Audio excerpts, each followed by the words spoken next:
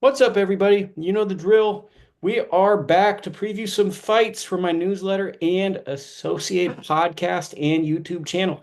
If you enjoy the content, tune in every week. Share it with your friends. It's really helpful. I am here with one of my friends, Pete Lopes, track coach, extraordinaire boxing personality. We're going to be talking about some of the fights coming up this week. Pete, thanks for joining us. It's my pleasure, Lukie. I'm elated. It's always fun to talk to you.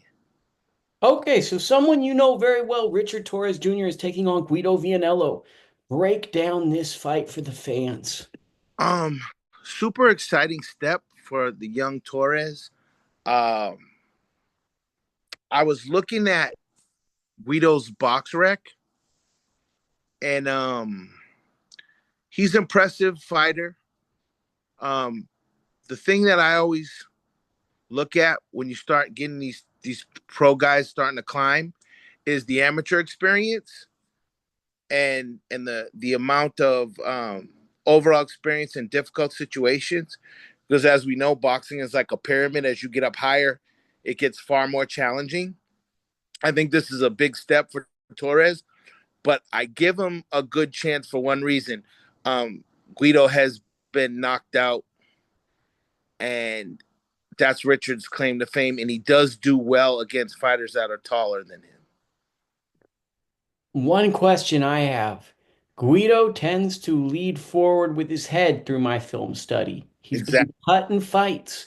Richard likes to bomb guys out early. Could either fighter be cut, and could the role of a cut man be vital in this fight?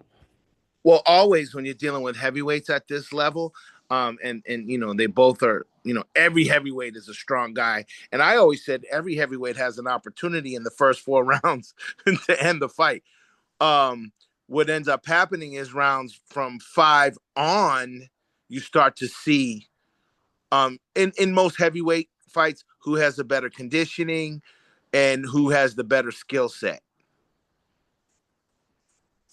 Yeah. What are your thoughts on this fight? Where does the winner go if Torres were to win, which I think the odds makers are assuming is going to happen? How far away is he from like a title shot or being in title contention? Well, I often wonder. I mean, I think Top Rank is probably the best at building fighters. I mean, if you look at their track record over the last 20 years, as far as getting you to that point, um, I'm sure Brad Goodman and all those guys over there have a good plan for him. Um, this would, if he can win this, I think we can't answer that question until we see how he wins. If he wins in a spectacular fashion, it's going to move him up pretty quick. If it's a grudge match and it's a tough fight, I see them maybe pumping the brakes, maybe two or three more fights before they put him back in again.